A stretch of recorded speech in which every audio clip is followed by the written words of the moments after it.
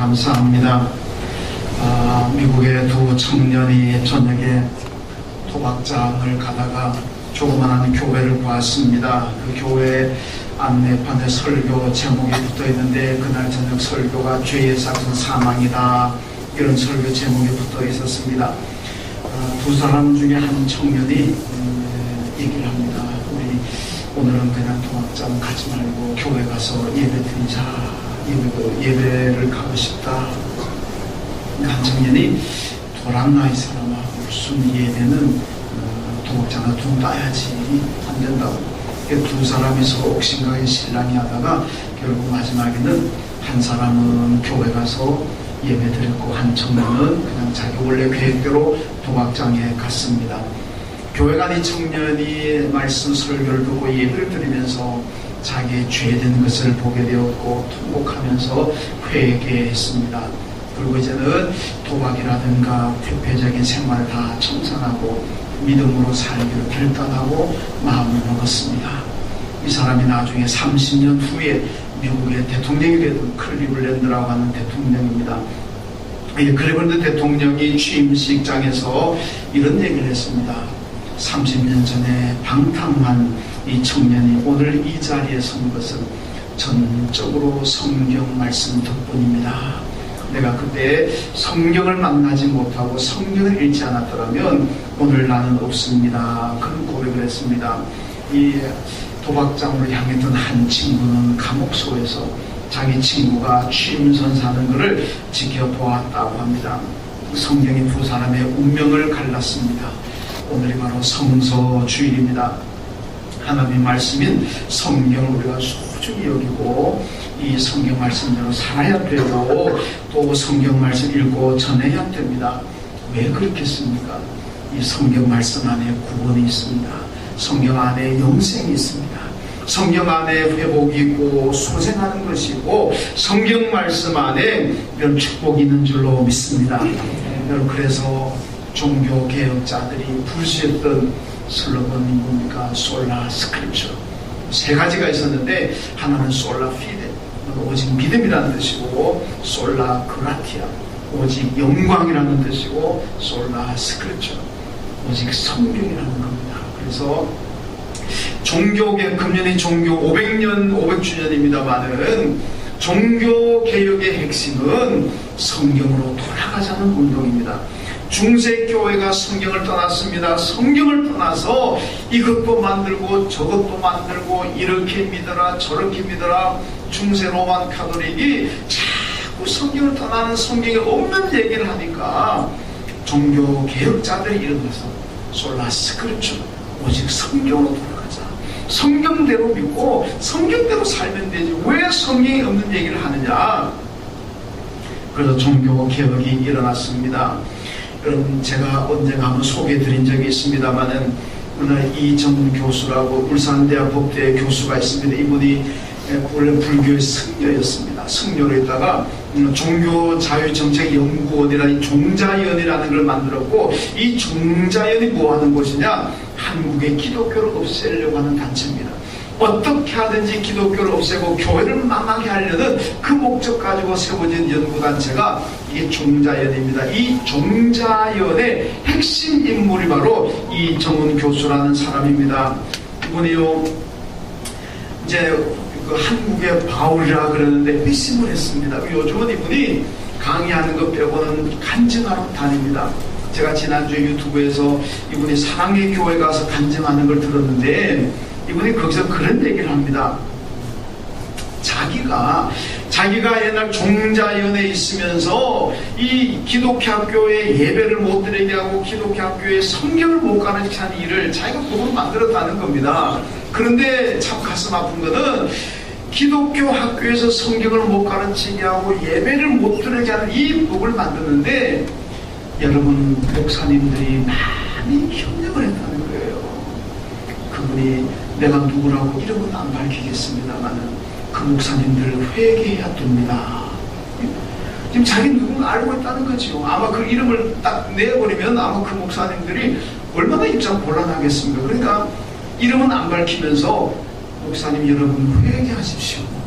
나는 중이었으니까 그런다 치지. 아니 목사가 된 분들이 왜 기독교학교에 성경 못 가르치게 하고 예배 못 드리게 하는 일에 왜 목사가 동조합니까? 여러분 그러고도 참 목사입니까? 이런 질문을 하더라고요. 정말 가슴 아픈 일이 아닐 수가 없습니다.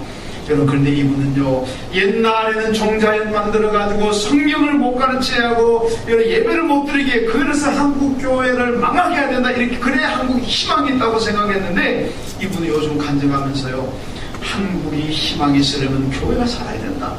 교회가 살아야 한국이 발전하고 교회가 살아야 한국이 희망이 있고 기독교학교에서 예배를 드리고 기독교학교에서 말씀을 성경을 가르쳐야만 이 나라가 바로 산다. 이 나라가 복을 받고 청소년들이 바로 건강하게 자랄 수가 있다. 이걸 지금 전하고 다닌 걸 보았습니다.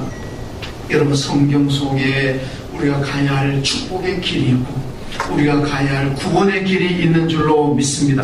우리가 성경을 잘 소중하게 오늘 본문의 말씀 보면요 이스라엘 백성들이 바벨론 포로 70년 생활하고 돌아오고 난 다음에 이야기를 하고 있습니다. 바벨론 포로 70년 끝나고 돌아오고 난 다음에 그들이 성경을 얼마나 중요하게 생각하는가가 오늘 본문에 지금 나와 있습니다. 여러분 이사야 45장에 하나님께서 바벨론의 포로 생활 끝나고 다시 이스라엘로 돌아가는 사람들에게 하나님께서 뭐라고 말씀하시냐면 내가 너희들보다 더 앞서갈 것이다. 그래서 너희들이 가는 길을 평탄케 해줄 것이다. 너희가 다시 이스라엘로 돌아오게 되면은 내가 너희들에게 보화를 줄 것이고 내가 너희들에게 재물을 줄 것이다. 그래서 너희들이 행복하고 풍족하게 살게 해주겠다. 그런 말씀이 나왔습니다. 이 말씀을 들은 이스라엘 포로민들이 얼마나 부푼 꿈을 안고 설렘을 가지고 왔겠습니까? 이야 이제 돌아가기만 하면 종생활 끝나고 불행은 끝나고 행복이 시작이구나. 이제 돌아가기만 하면 행복하고 풍요롭게 살겠구나. 그런 정말 에덴 동산 같은 그 삶을 머릿속에 그리면서 돌아왔습니다. 그런데 여러분 돌아와서 보니까요 삶이 참 어려웠습니다. 자기들이 기대하고 소망했던 그런 삶이 아니라 오히려 더 힘들고 괴롭고 고통스러운 삶이 되었습니다. 여러분 그러니까 이 백성들이 하나님을 잘 섬기질 않았습니다. 나중에 느헤미야가 이스라엘 총독으로 임명받고 돌아와서 성전에 가봤습니다. 성전에 누가 있어야 됩니까? 제사장이 있어야 됩니다. 성전 봉사를 레위인들이 있어야 됩니다. 그런데 성전에 제사장이 없습니다. 레위인들이 없고 성전이 텅텅 비어 있습니다. 안식일이 되고 절기가 되면 이스라엘 백성들이 와서 하나님 앞에 제사를 드려야 되지 않겠습니까? 당연한 거 아닙니까? 그런데 안식일이 되고 절기가 되는데도 이스라엘 백성들이 성전에 제사 드리러 예배 드리러 오질 않습니다. 느헤미야가 도대체 어떻게 된 거냐? 알아봤더니 백성들은 이제 먹고 살기 힘들어지게 되니까 안식일이고 절기고 뭐고 간에 그거 신경 안 쓰고 돈 벌어 나갑니다. 그리고 돈 벌면 경제적으로 어렵다고 생각하니까 하나님께 제사를 안 드립니다. 여러분 제사 드리면 재물 가지고 와서 하나님 앞에 제사 드려야 되잖아요. 그 재물 가지고 온 재물들을 결국은 제사장이 먹고 살고 레위인들이 먹고 사는 거 아니게 구약시대 시스템은 이렇게 돼 있는 거예요. 그런데 백성들이 안 옵니다. 재물을 안 드립니다. 그러니까 제사장과 레위인들이 성전에다 다 굶어 죽게 생겼거든요. 그래 요즘 말로 다 사표 던져버리고 시골로 내려가서 먹고 살기 위해서 농사지로 내려가 버렸습니다. 여러분 포로 후에 이스라엘 백성들은요 자기들이 경제적으로 어려움을 어떻게 해결하려고 했느냐? 안식일 날도 가서 일하면서 해결하려고 했고 드리던 재물을 안 드림으로써 해결하려고 했습니다. 그런데 더 잘 됐느냐? 아니라는 거죠. 더 고통스럽고 더 힘들게 되었다. 형편이 더 어려졌다는 얘기. 여러분 우리 예한교회가요 2004년도에 이 예배당을 지었습니다. 이 예배당 지을 때 우리 교인 30명도 채 안 되었습니다. 30명도 채 안 되는 교인들을 가지고 이 예배당 지었으니까 여러분 재정적으로 얼마나 어렵겠습니까? 은혜는 재정이 너무 어려워가지고 계속 적자나죠. 그래서 제가 연말 재직하면서 그랬습니다. 재직 여러분들 우리 외국으로 나가는 선교금 중단합시다. 우리 재정이 너무너무 어려우니까 좀 중단했다가 다시 교회 재정 상태가 좋아지면 그때 우리 개척교회는 선교사를 후원합시다. 그리고는 중단했습니다. 나는 중단하면은요 그 다음에는 더 좋아질 줄 알았어요. 근데요 얼마나 더 어려운지 몰라요. 여러분 제가 한 5개월 제 생활비를 못 받았어요. 교회 재정용도 어떻게 받습니까? 저는 그때 난생 처음으로 카드 가지고 현금 빼왔어요. 그렇게라도 살아야 될 거 아닙니까? 너무너무 힘들었어요. 그래서 그때 회개해서 하나님, 나는 이렇게 하면은 재정이 좀 더 좋아질 줄 알았는데 좋아지기는 그냥 더 어렵네요. 하나님, 내년에는 제가 다시 회복하겠습니다. 어떤 어려움이 있어도 다시 개척교회 선교 후원하겠습니다. 여러분, 그런 정말 열악한 재정 상황에서 다시 회복했습니다.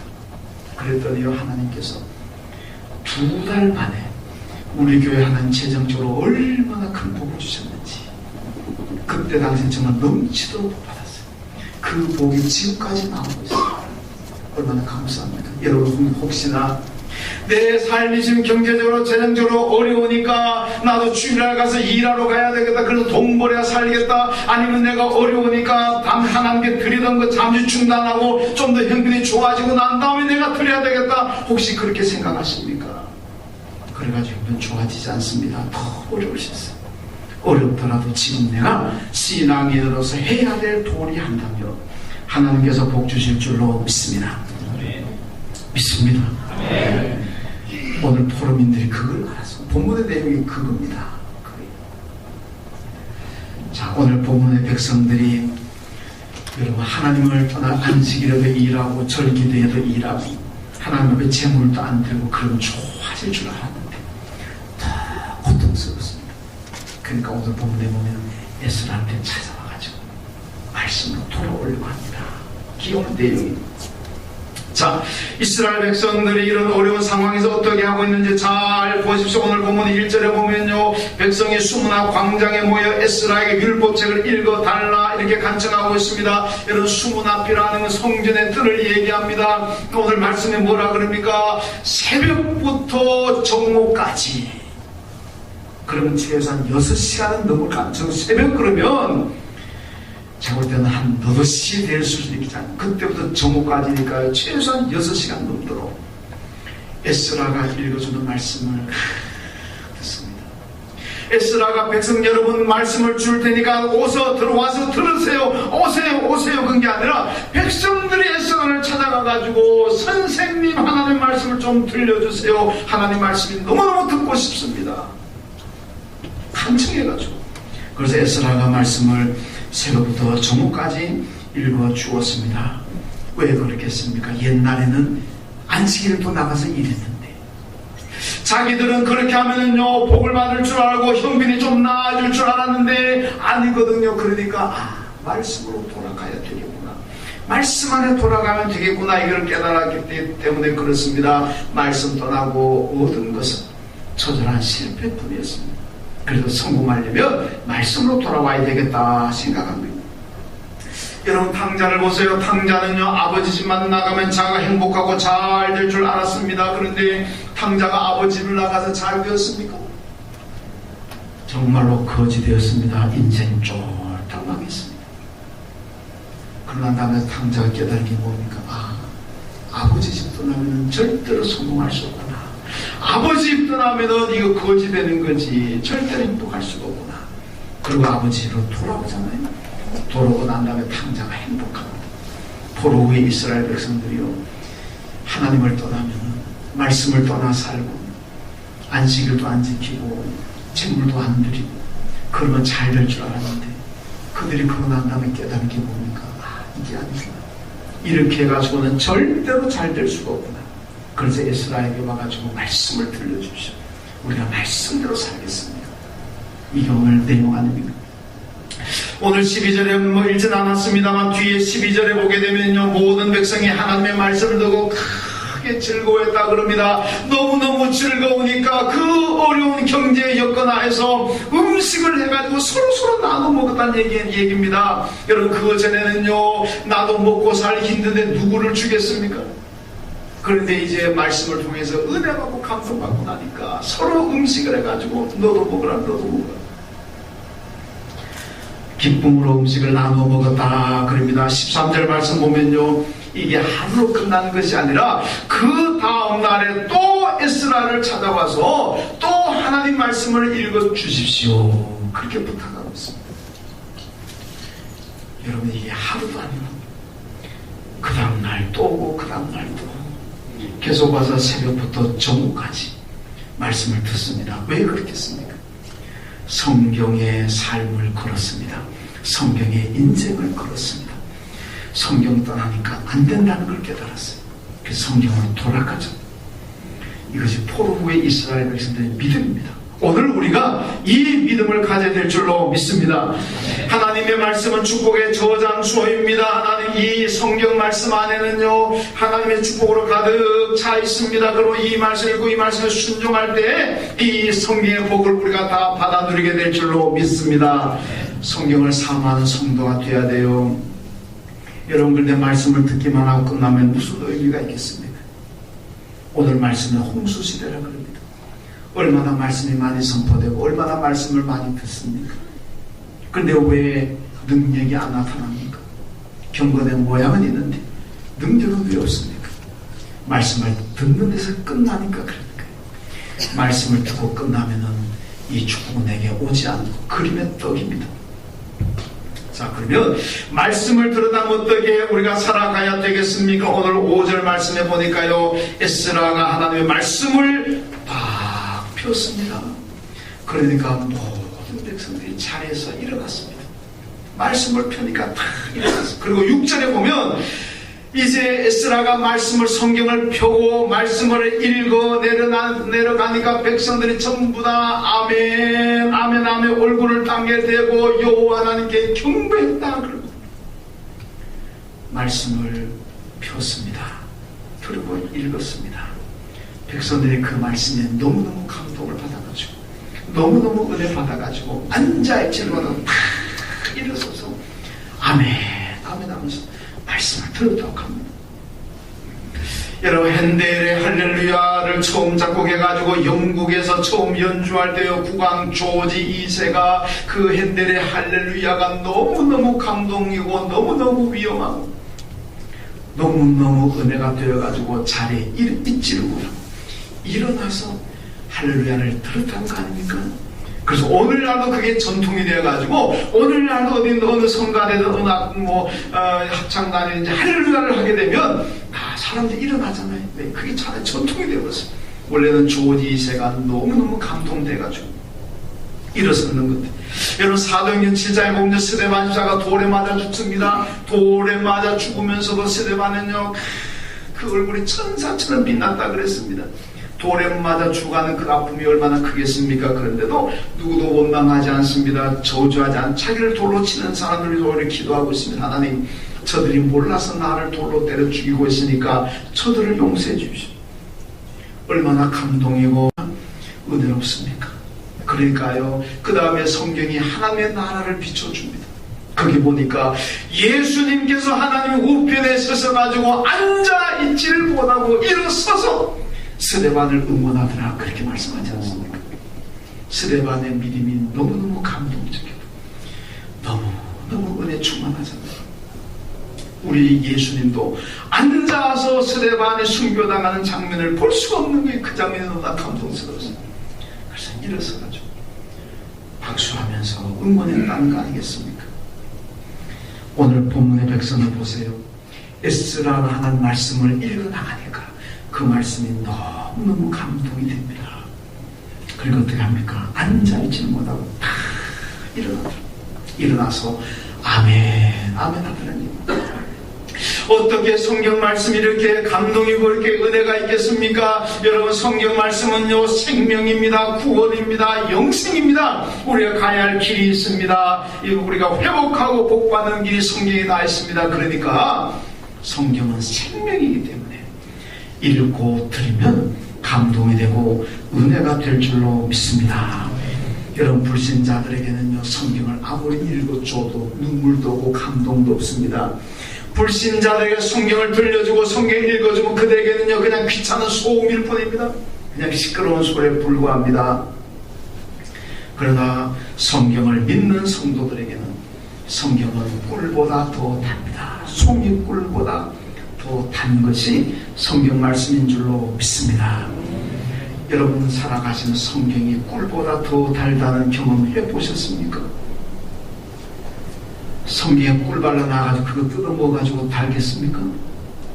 예수 안 믿는 사람들은 성경 말씀이 쓰다고 얘기할 텐데 그럼 그들이 읽는 성경에는 무슨 쓴 약 발라놨겠습니까? 저는 미안하지만 저는 옛날에도 신학 가기 전에 제가 소주를 한번 입에 대본 적이 있습니다. 지금은 아닙니다. 오해하지 마시고. 그 하도 친구들 술을 좋아해가지고 소주가 뭔 맛인가 너무 궁금해서 입에 한번 대봤어요.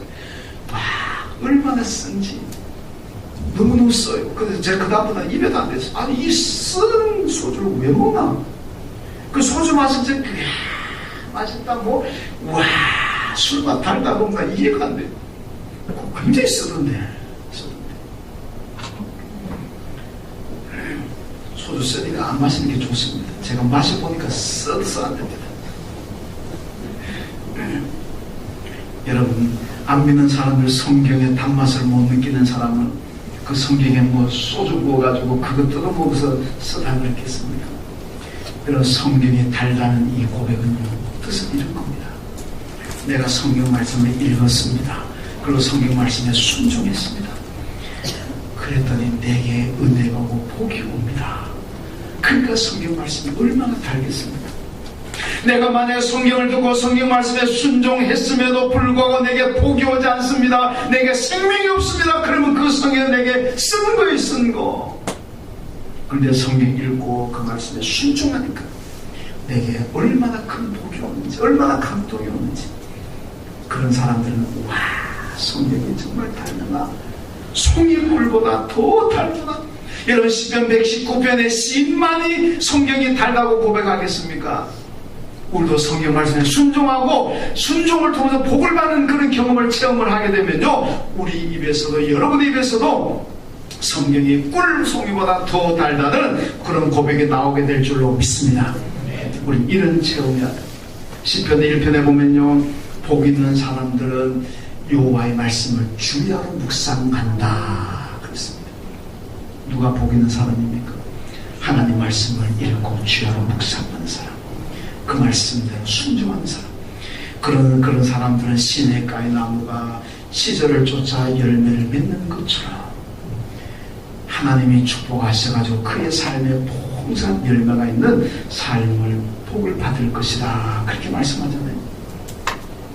미국의 백화점 왕이라고 칭송받았던 워너메이커라는 사람이 있습니다. 백화점 왕이죠. 기자가 물었습니다. 당신의 축복의 이 성공의 비결이 무엇입니까?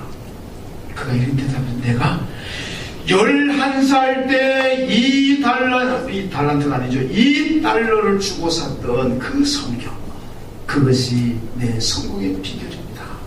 나는 그때 너무 가난해가지고 돈을 모아가지고 겨우 2달러 모아가지고 성경 하나 샀는데 그 성경 사고 난 다음에 성경을 열심히 읽었습니다. 그 성경 말씀대로 나는 살려고 애를 썼습니다. 그랬더니 하나님께서 이렇게 복을 주셨습니다. 성경이 성공의 비결이라고 고백했습니다. 여러분 젊은 사람을 좋아하는 락뮤직이라는 게 있잖아요. 이 락뮤직 주제가 마약이고 술이고 아주 섹스고 투표적인 주제로 노래한다고 합니다. 근데요, 이 락뮤직에 빠지면 막 흔들고 야단나자. 그때도 얼마나 좋아 보여. 막 흔드는 거 보면은 와 기분 좋은가 보다. 와 되게 좋은가 보다. 와 행복해 보이네. 그러시잖아요.